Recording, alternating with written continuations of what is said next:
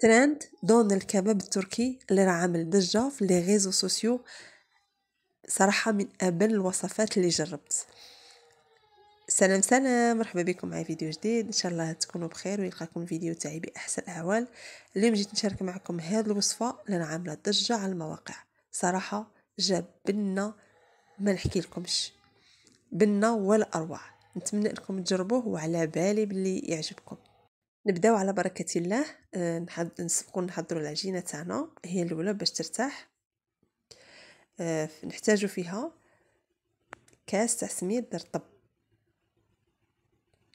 نزيدو معلقه كبيره تاع خميره تاع العجين مع ملعقه صغيره تاع السكر. نخلطوا هنا النواشف مليح، خلطوا ونزيدوا عليهم كاس تاع الماء دافي ونخلطوا الخليط تاعنا. كي نخلطوا مليح نخليوها ترتاح مده 10 دقائق ونوليو العجينه تاعنا تكون تفاعلت. فوالا نجيو نكملوا باقي المكونات. هنا عندي 2 معالق كبار تاع الزيت، معلقه صغيره تاع الملح. نخلطوا هنا المكونات تاعنا حتى يندمجوا لنا مليح. نجيو نضيفوا الكاس تاع الفرينه. شوفوا انا دخلت لي كاس وربع، كاس ونص.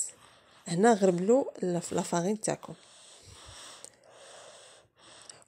شوفوا العجينه تاعكم ما تيبسوهاش، يعني ما تعملوهاش قاصحه، خليوها تلصق لكم في يديكم باش الخبز تاعكم يجيكم خفيف. شوفوا هنا عاود زدت شويه، زيدوا. شوفوا خاطر كل واحد ولا فارين تاعو، كاين اللي تشرب وكاين اللي ما تشربش. شوفوا هنا تيستيو باليد اللي ما تكونش فيها العجين.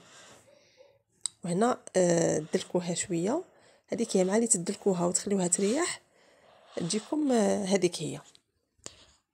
هنا نعجنوها شويه مثل القوام تاعها يولي لنا ليس، ونخليوها ترتاح مده نصف ساعه ولا معليش شحال ما تريح مليح، مده نصف ساعه. شوفوا معايا القوام اللي تحصلت عليه. هذه هي العجينه تاعنا. وهنا نوليو لها بعد ما ارتاحت نعملوها بالسميد الرطب، ما تعملوش الفرينه، نعملو بالسميد الرطب. هنا عجنوها غير شويه ماشي بزاف. نجيو نقسموا العجينه تاعنا فوالا من السميد باش ما يتلصقلكمش. نجيبوا كوبات ولا سكين ونقسموها على زوج، يعني نحصلوا على زوج كويرات. هاد زوج كويرات نعاود نحلوهم. نبداو بالاولى، نرشوا السميد باش ما يلصقناش، نحلوها على شكل دائري بالحلال. شوفوا هنا معايا ما تعملوش العجينه تاعكم رقيقه بزاف، ما تعملوهاش خشينه عاود بزاف، خاطر مازال نخليوه عاود يخمر عاد باش نطيبوه. فوالا حلوها على شكل دائري كما راكم تشوفوا معايا هنا باش الشكل تاعها يجي شباب، يعني الشكل تاع الساندويتش تاعنا من بعد كي يطيب يجي شباب. هنا جيبوا سكين ولا كوبات تنجموا تقصوا بها.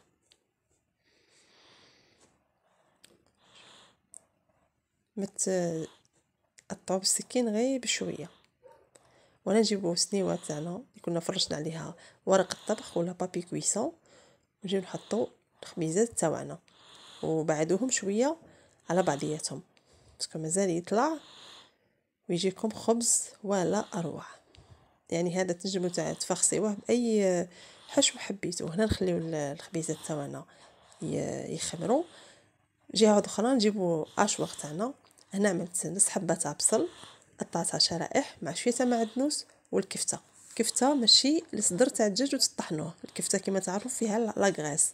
وزدت عليها فلفل كحل، فلفل احمر، شويه تاع الملح والزعتر بودر، والا كان عندكم زعتره وما تكثروش، ومعلقه تاع ياغورت ناتور ومعلقه تاع الزيت. ونمشيو نطحنوا كل شيء في الميكسور. وهنا شوفوا بعد الخبيزات تاعي ما خمروا، هنا طحيتهم في الفول اللي كنت سخنوا الفور تاعكم ومينيموم 4 ساعات من قبل. وشوا عليه من الفوق ومن التحت، شعلوا عليه من الفوق ومن التحت، يبدا يطلع لكم يخرج لكم خبز ما شاء الله. هنا نجيبوا بابي كويسون تاعنا، نقطعوا زوج تاع لي بابي خاطر باش نعملوا الكفته تاعنا لداخل. حطوا الكفته هذا تاعكم في الوسط، اطاليوها شويه بالمعلقه، ونعاود نزيدوا البابي من الفوق كما قلت تلاحظوا معايا هنا. رصوها شويه بيديكم، بعدا عملوا بالحلال. شوفوا كي حلوا على السمك يكون ماشي رقيق بزاف وماشي عاود خشين باش يطيب لكم. وهنا نجيو نروليو الكفته تاعنا على هذاك ورق الطبخ. صراحه هذا الكباب من جاب بزاف بزاف بنين، نتمنى انكم تجربوه، صراحه يستحق التجربه. واحد البنه ما نحكي لكمش.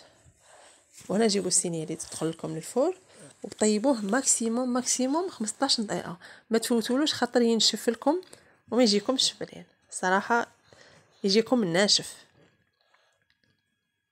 وهنا رافقت معاه بهذيك لاصوص حمراء. نتوما رافقوا اي صوص تحبوها، صوص توميه ولا صوص مايونيز ولا اللي حبيتو. انا عملت هنا معلقه تاع زبده مع 2 معالق تاع طوماط كونسونطري وعملته فوق الغاز. زدت عليهم شويه تاع فلفل الكحل وشويه تاع الثوم بودره وعملتهم فوق الغاز على نار متوسطه وزدت لهم ماء سخون وخليتها تجمر النار. وهنا شوفوا الخبز تاعي بعد ما طاب جا ولا اروع. شوفوا يجي يا خاوي من الداخل وجا خفيف بزاف. شوفوا هنا بعد ما طاب لي هذاك الكباب تاعي اللي هي الكفته. وهنا ريحتها من ورق الطبخ، صراحه ديك الريحه ما شاء الله عليها. وهنا نجيو فاغسيو الخبز تاعنا. انا كانت عندي عملت طوماطيش والبصل وبسلاطه ولي فخيت اللي كنت قليتها مع لاصوص اللي كنا عملناها. وبلا ما ننساو المكون الرئيسي اللي هو الكباب اللي هو سر هاد البنه. ما نحكي لكمش جا بنه ولا اروع. وكثروا لي صوص، شحال ما تكثروا لي صوص الساندويتش تاعكم يجي بنين بنين بزاف. وهنا قسمته لكم باش تشوفوا كي جا واستمتعوا لي بالبنه. بنه الله الله عليها. نتمنى لكم تجربوه. كيما نقول لكم دائما ما تنساوش تدعموني بجيم وابوني فضلا وليس امرا. نتلاقاو فيديو جديد ووصفه جديده. دمتم في رعايه الله. سلام.